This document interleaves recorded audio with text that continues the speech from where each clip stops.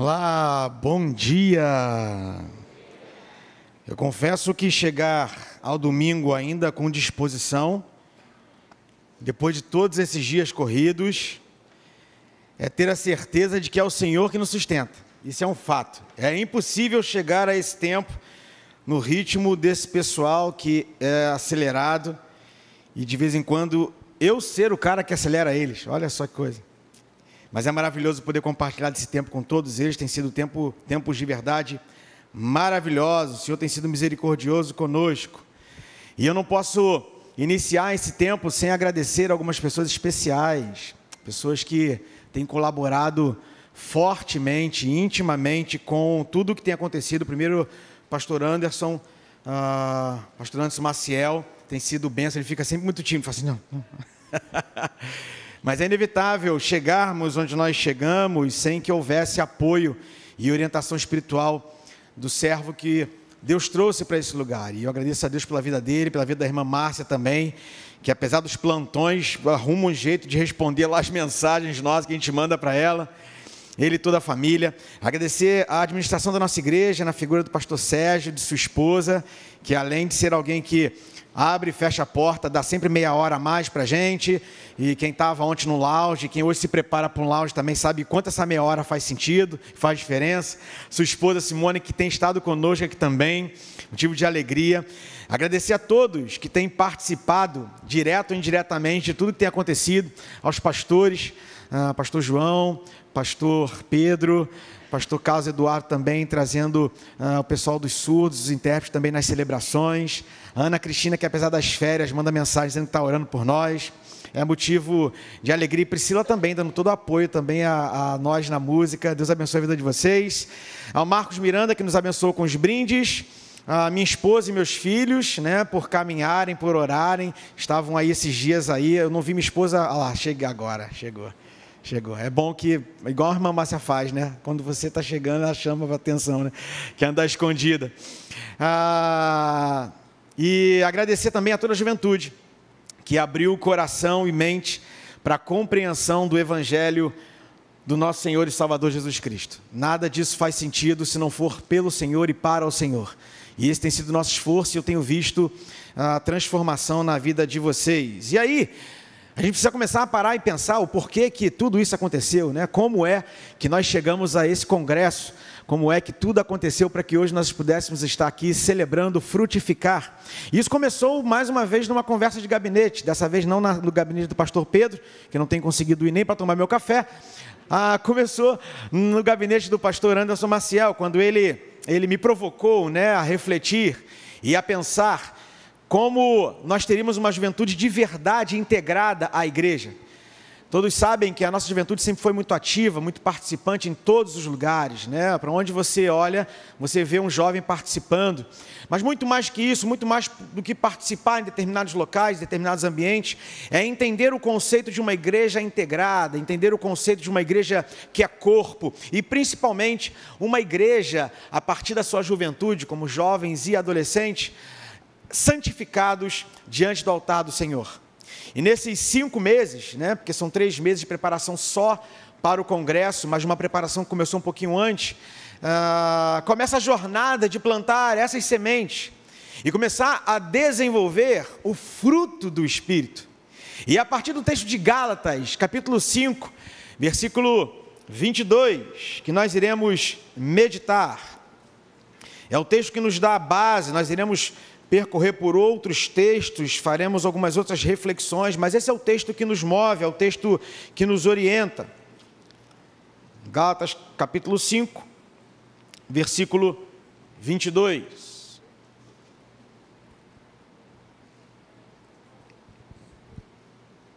Diz assim a palavra do Senhor: Mas o Espírito produz esse fruto: amor, alegria, paz, paciência, amabilidade, bondade, fidelidade, mansidão e domínio próprio. Não há lei contra essas coisas. Eu quero orar nesse momento junto com vocês mais uma vez. Senhor, Em nome de Jesus, eu entrego minha vida ao Senhor.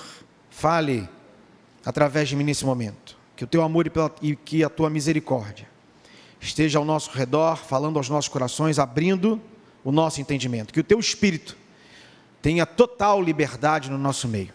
É o que nós te clamamos e te pedimos no nome santo e poderoso de Jesus Cristo. Amém. Você tem conhecimento de quem é o Espírito Santo? Você já teve um encontro verdadeiro com Jesus Cristo? Essas perguntas sendo feitas tão rapidamente, tão cedo, podem parecer um pouco fora do contexto, mas elas são cruciais para que você entenda o que significa frutificar. O Espírito Santo é a terceira pessoa da Trindade. Foi o Espírito Santo que Jesus prometeu aos seus discípulos que enviaria em seu lugar como Consolador, como diz o texto de João, capítulo 14, versículo 15 a 18. Com a promessa de enviar o Consolador, Jesus declara também a ação do Espírito Santo, que está em João 16, capítulo 16, versículo 13. O Espírito Santo anunciará as coisas que irão acontecer, pois falará daquilo que ouvir, como diz João, também no capítulo 16, versículo 13. E aí começa a nossa reflexão, porque quando nós entendemos isso, nós compreendemos que o Espírito Santo, o próprio Deus, Ele fala a você. Quando nós entendemos a ação do Espírito Santo sobre as nossas vidas, quando o Espírito Santo habita em você, diz a palavra do Senhor, que é o próprio Deus que fala a você através desse Espírito. O Espírito anunciará o que receber de Jesus. E nessa caminhada nós aprendemos que não existe cristão sem o Espírito Santo em sua vida.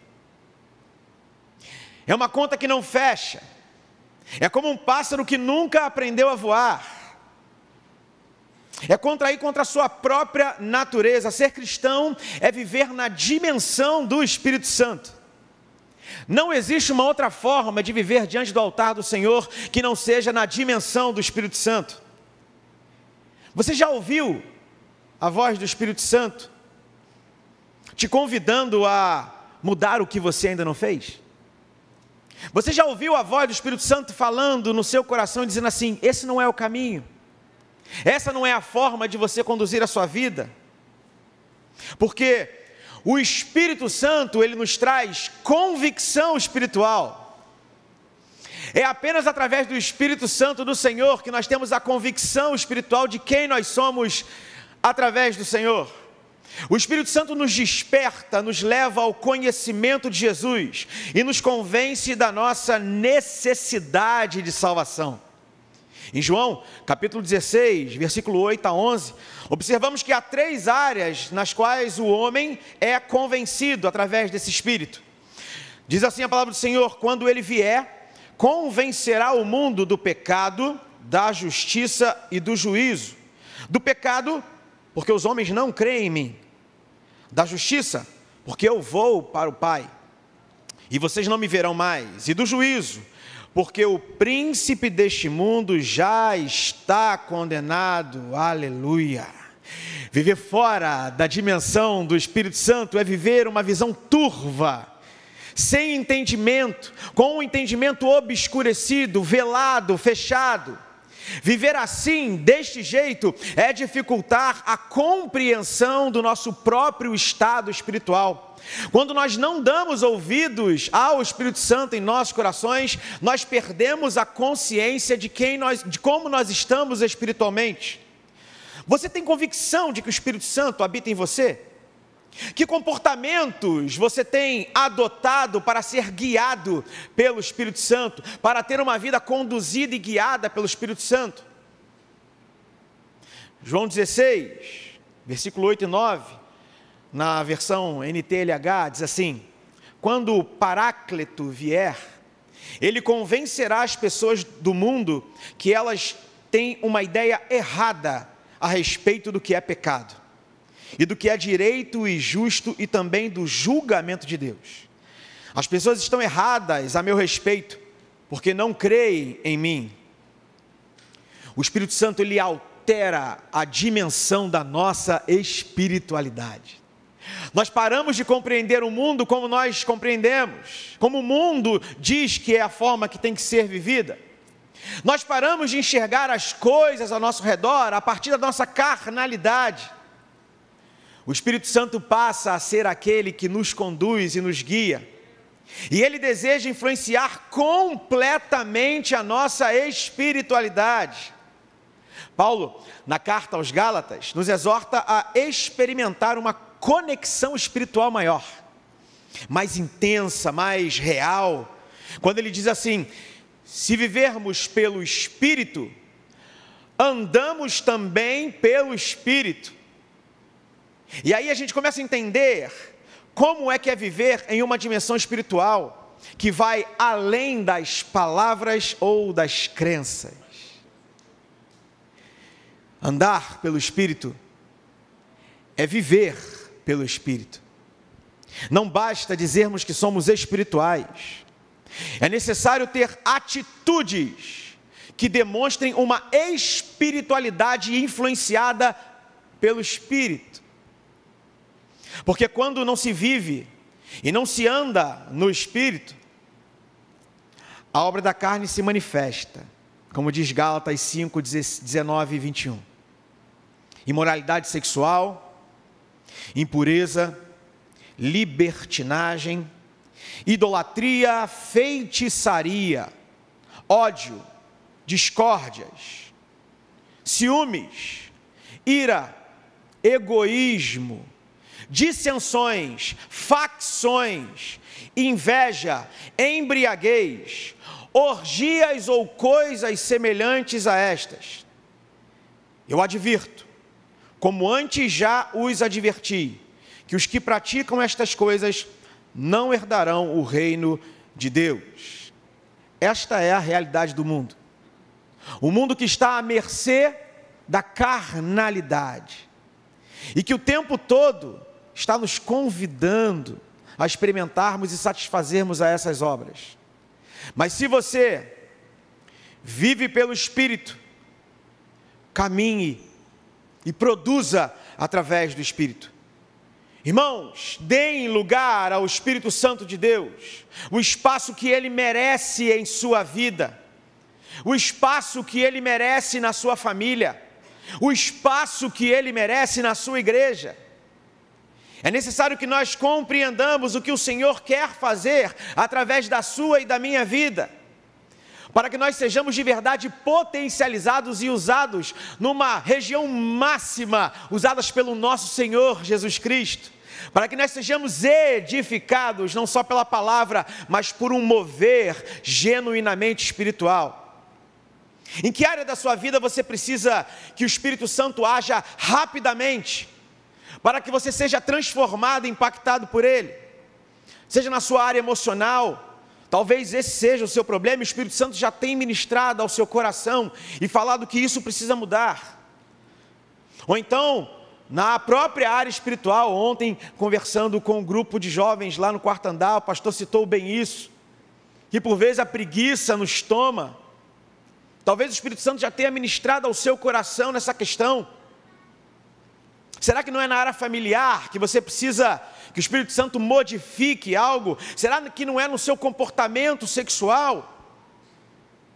Porque depois que conhecemos o Espírito Santo e ganhamos convicção espiritual e entendemos a dimensão que o Espírito Santo quer trazer à nossa espiritualidade, começamos a compreender o desenvolver do fruto do Espírito. Nós não podemos buscar o fruto do Espírito se o nosso desejo primário não for se aprofundar no querer do Senhor nas nossas vidas. Você não vai conseguir. Se o teu desejo primário não for conhecer o Senhor com intimidade, você não vai conseguir gerar frutos. Amor, alegria, paz, paciência, bondade, benignidade, fidelidade, amabilidade, domínio próprio, um fruto de 9 partes. Essas qualidades compõem o fruto. Não são 9 frutos diferentes. É um fruto com 9 partes.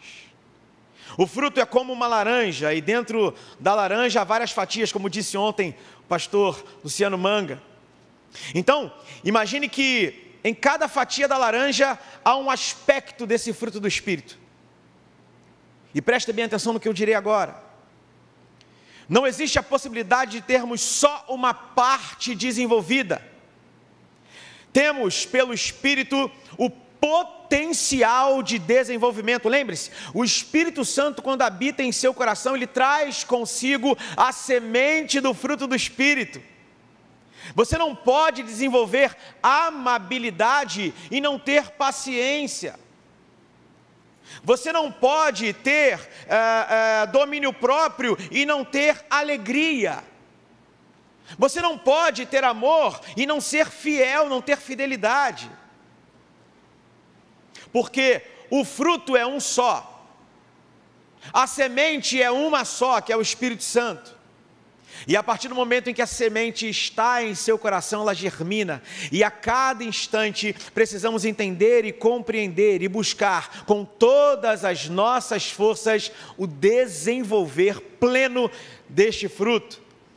A palavra original do grego para fruto, em Gálatas 5, é karpos. É uma definição que pode ser usada como um resultado de algo. Quando o fruto é exibido em nossas vidas, esse é um sinal ou resultado de que estamos sendo guiados pelo Espírito Santo. A necessidade de desenvolver o fruto do Espírito, ela vem numa contrapartida, que Paulo trata como fruto da carne, e que nós sabemos bem qual é. Para que nós abandonemos a prática de vivermos na vida sob a carne, é necessário que nós vivamos uma vida sob a dependência e a busca plena do fruto do Espírito. Nossa carne quer coisas que evitam que o Espírito de Deus nos dirija completamente. No final das contas, você pode ser dirigido pela carne ou pelo Espírito de Deus, mas não pode ser dirigido por ambos. Eles estão em constante conflito.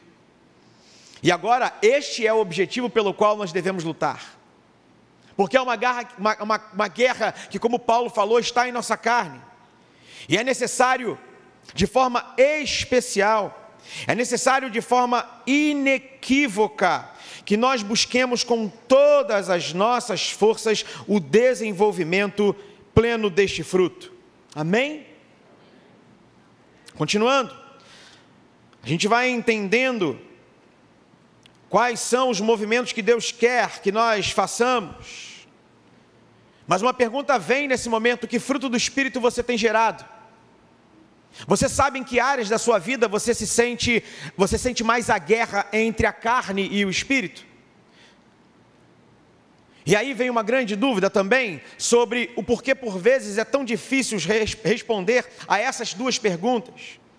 Por que é tão difícil saber em que lugares da minha vida eu preciso desenvolver frutos? Ou quais são os frutos que eu tenho gerado? E a dificuldade vem porque por vezes confundimos o que são frutos e o que são dons. O fruto é produzido pelo Espírito e é desenvolvido e exibido em nós quando nós nos rendemos ao Espírito de Deus.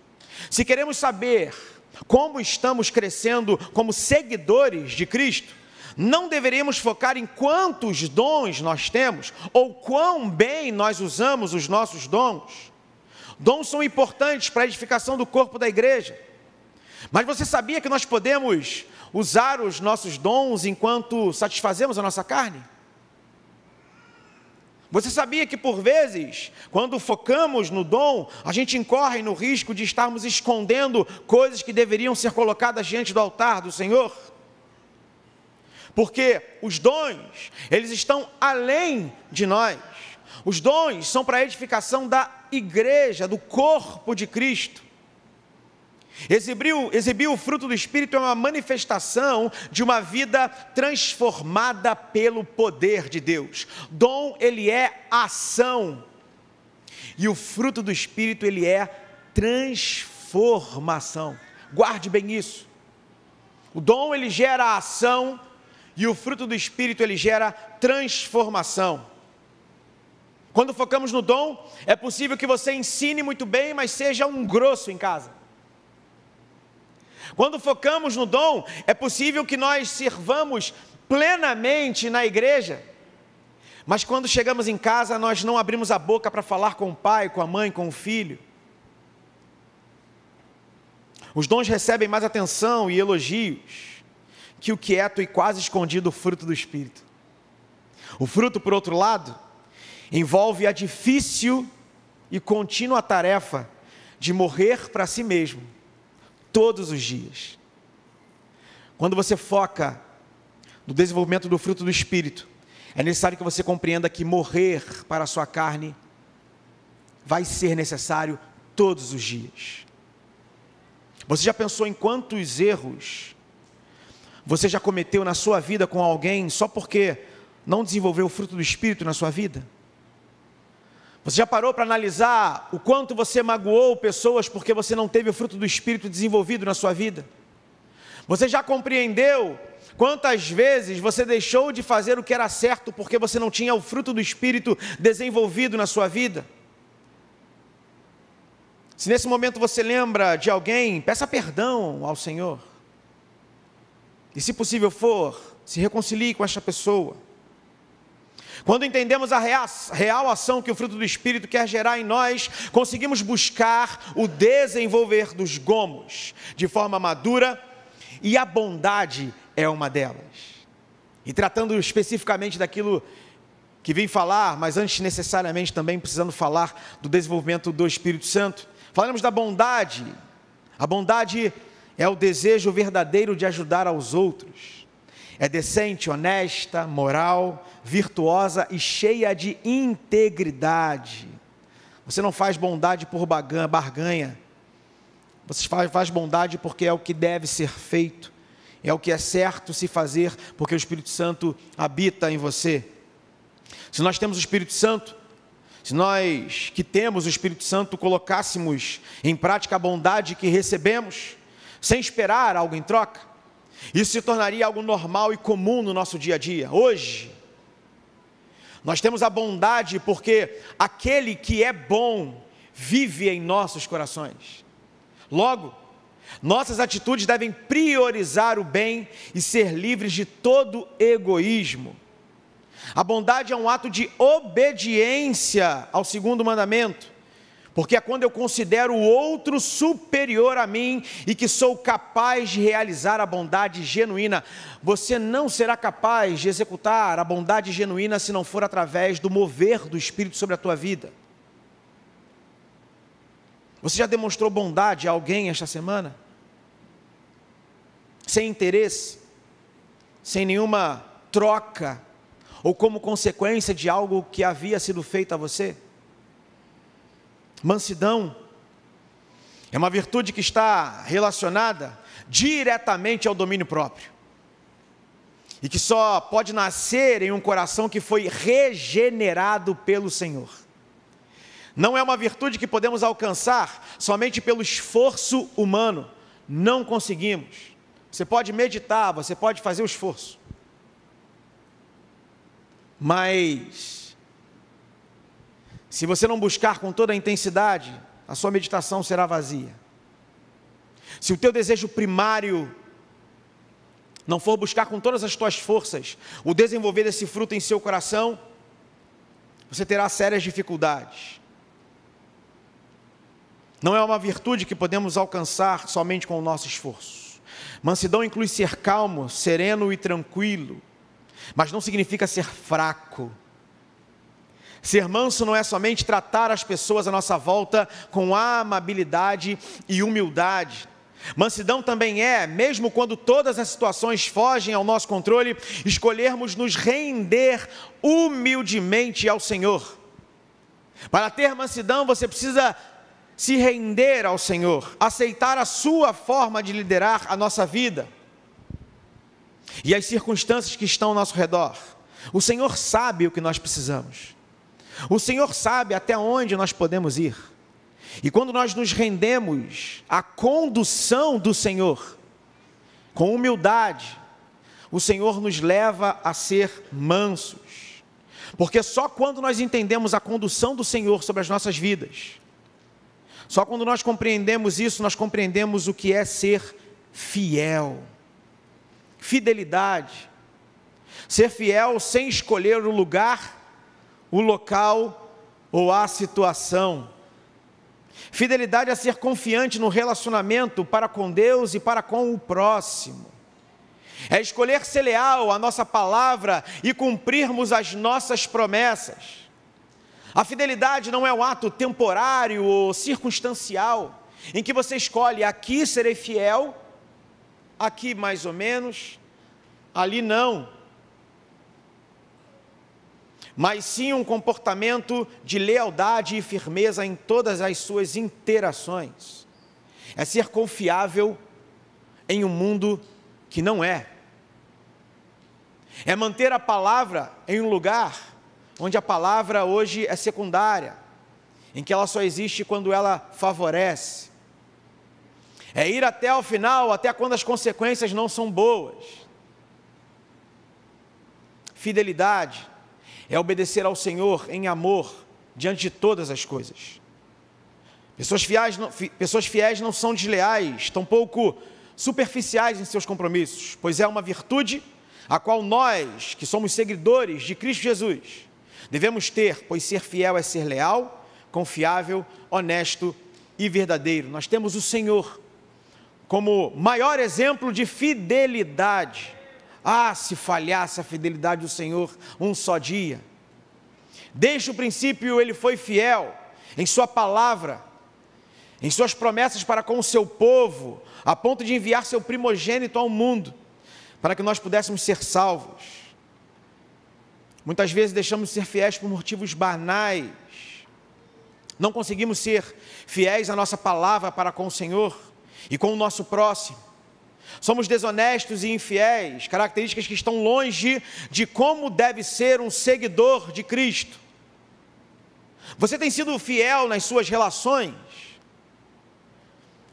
com as regras da sua casa, com o horário de saída e de entrada no trabalho, relações entre amigos, nos compromissos com a sua espiritualidade diante do Senhor? Você tem sido fiel, apesar das circunstâncias? Você pode tentar fugir das responsabilidades. Você pode tentar fugir da possibilidade e necessidade de fugir dos frutos, do desenvolvimento dos frutos. Você pode negligenciar essa busca. Você pode até tentar fazer todos esses movimentos sem a ação de Deus, sem a ação do Espírito Santo. Mas eu preciso dizer para você nesta manhã, que se teus esforços não estiverem baseados na condução do Espírito Santo, você irá falhar. Pode demorar tempo, pode demorar anos, pode ser que você esteja aqui dentro por alguns anos, mas se você não compreendeu e não entendeu qual o movimento necessário, e que esse movimento só acontecerá plenamente através da ação do Espírito Santo, você irá falhar. Apenas uma vida rendida e conduzida pelo Senhor é capaz de gerar frutos genuínos, frutos que permaneçam, frutos que abençoam não só você, mas também a todas as pessoas que estão ao seu redor. Você está pronto para nessa manhã assumir um compromisso de fidelidade com o ser cristão? Você está nessa manhã pronto para assumir um compromisso em desenvolver com todas as tuas forças o fruto do Espírito na sua vida? Você quer hoje se comprometer diante do Senhor a cumprir aquilo que o Senhor já iniciou quando o Espírito Santo habitou em seu coração, que é o desenvolver desse belo fruto, para que as pessoas vejam e sejam impactadas pela presença de Cristo na sua vida? Curve sua cabeça nessa manhã. Eu queria ver sua mão levantada, se você hoje se compromete com o Senhor a desenvolver esse fruto. quero ver a sua mão, porque talvez, Deus abençoe, Deus abençoe, Deus abençoe. Estou vendo você em cima na galeria, Deus abençoe. Estou vendo você aqui atrás, minha irmã, Deus abençoe. Deus abençoe, meu irmão, Deus abençoe, minha irmã. Deus abençoe, meu irmão, Deus abençoe, Deus abençoe. Deus abençoe, Deus abençoe, Deus abençoe.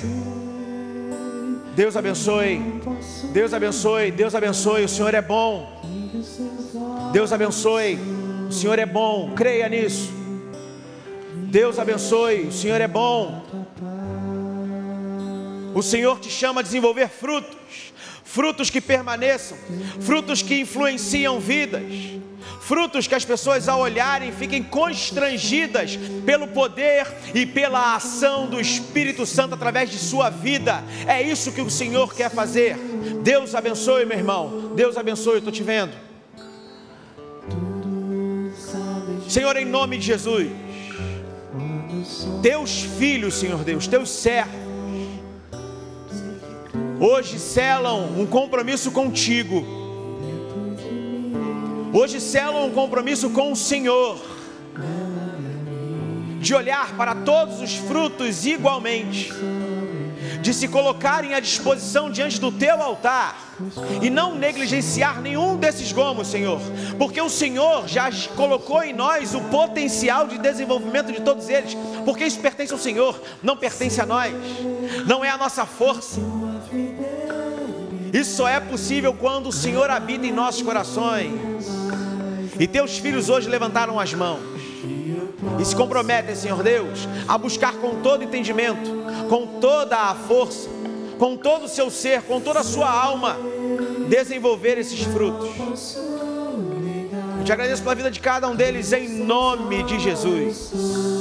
Você que está na internet, que hoje deseja também se comprometer com o desenvolvimento desse fruto, bota no chat, escreve, a gente vai entrar em contato com você, meu irmão, minha irmã.